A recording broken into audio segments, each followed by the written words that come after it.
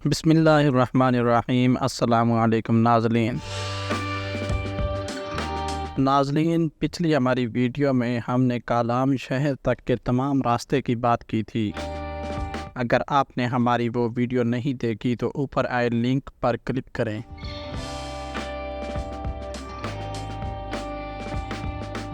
تو ناظرین، آج کی ہماری ویڈیو کا عنوان ہے مہوڈنڈ جھیل۔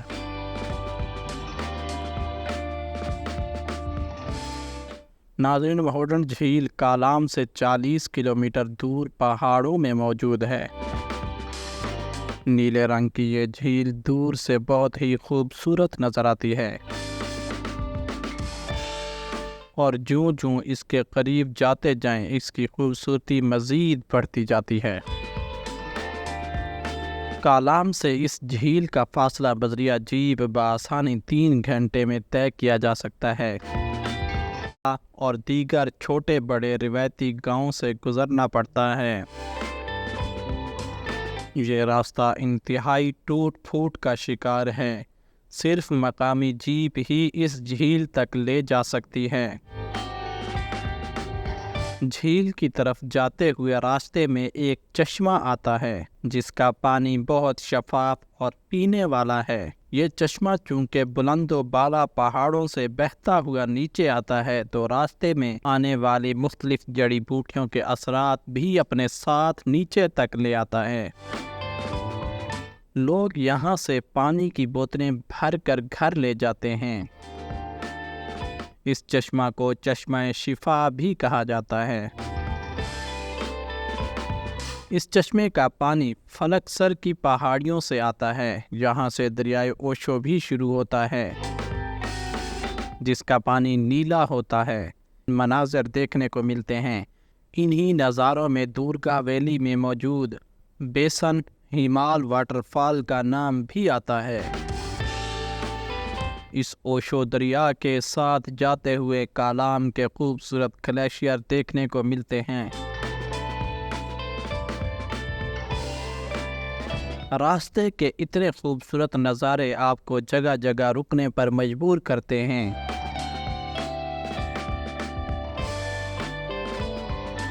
یہ راستہ ایک طرف سے خوبصورت جنگلات سے ڈھکا ہوا ہے اور دوسری طرف سے دریائے اوشو کا نیلے رنگ کا پانی آپ کو یہیں رک جانے کو اور ہمیشہ رہنے کو مجبور کرتا ہے۔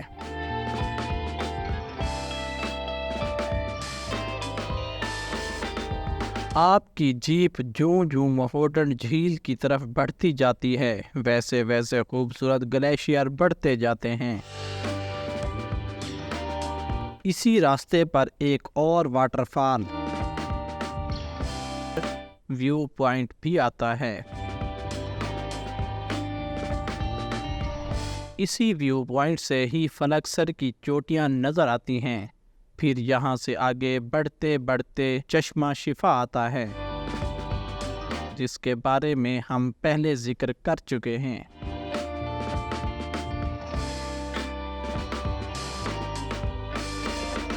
چشمہ شفا سے 8 کلومیٹر آگے مہوڈنڈ جھیل آتی ہے۔ شیر دل دریائے سوات اپنی پوری آب و تاب کے ساتھ چنگھاڑ رہا ہوتا ہے کہ اچانک دریا کا شور ختم سا ہو جاتا ہے، کیونکہ آپ کے سامنے خوبصورت جھیل مہوڈنڈ ہوتی ہے۔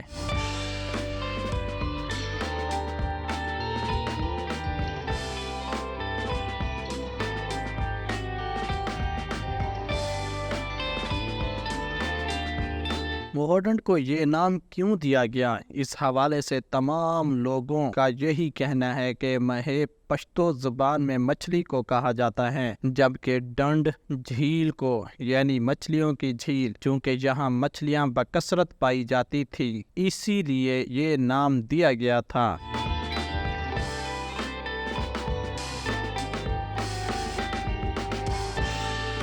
تاہم اگر تاریخی حوالے سے دیکھا جائے تو یہ بات غلط ہے، کیونکہ پشتونوں کی سوات آمد 16ویں صدی کے دوسرے اشرے میں ہوئی تھی، جب یہاں پشتو زبان مشہور نہیں تھی، تو اسے یہ نام کیسے دیا گیا؟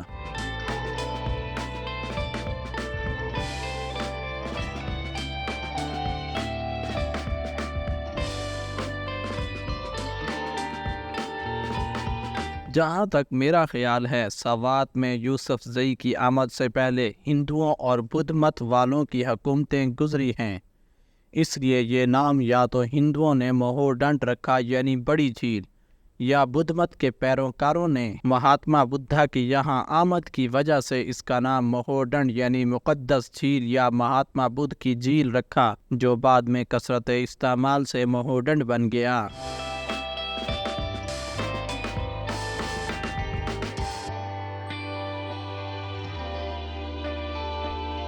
اس جھیل کا رقبہ 1500 سے 1700 کنال ہے۔ یہ وادی اوشو میں بہتی ہے۔ یہ جھیل کی الپائن کی قسم ہے اور اس کی لمبائی زیادہ سے زیادہ 2 کلومیٹر اور چوڑائی 102 کلومیٹر، جبکہ سطح سمندر سے بلندی 9400 فٹ ہے۔ مہوڈنٹ سے 20 منٹ کی مسافت پر جھیل سیف اللہ واقع ہے۔ سیف اللہ جھیل 5 کلومیٹر آگے ہے۔ یہ ایک چھوٹی سی جھیل ہے، سطح سمندر سے 9550 فٹ بلندی پر واقع ہے۔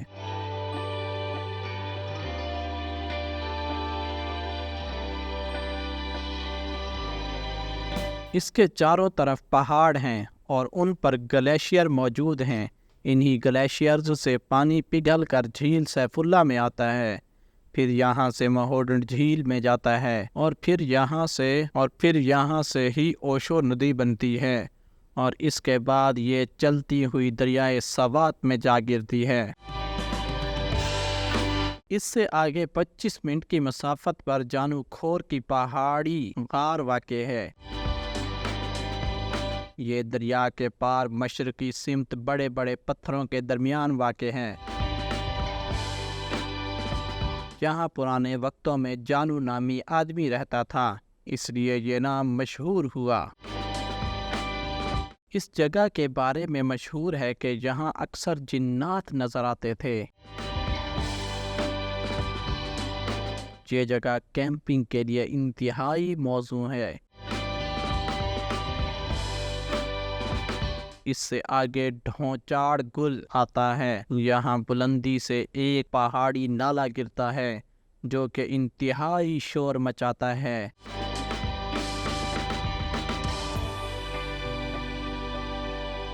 ڈھونچ گوری زبان میں بیل اور بھینسے وغیرہ کی آواز کو کہا جاتا ہے اور گل پہاڑی نالے کو۔ اسے یہ نام اس لیے دیا گیا کہ جیسے بیل اور بھینسے شور مچاتے ہیں، اس طرح اس کے گرنے سے خوفناک آوازیں پیدا ہوتی ہیں۔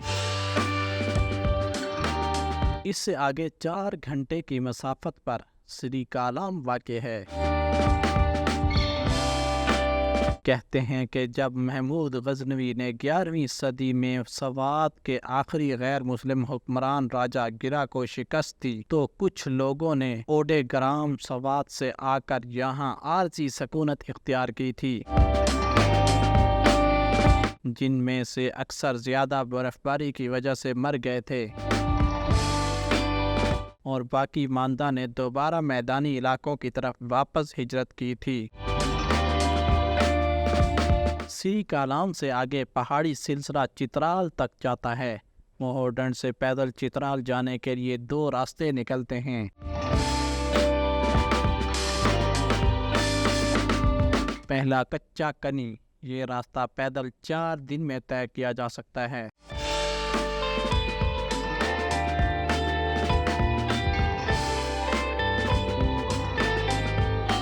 دوسرا گاڑ ریبی، یہ راستہ 6 دن میں طے کیا جا سکتا ہے۔ یہ راستہ چترال کے علاقہ اندراب تک نکلتا ہے۔ مہوڈنٹ سے چترال پیدل جاتے ہوئے راستے میں صرف 3 جھیلیں آتی ہیں،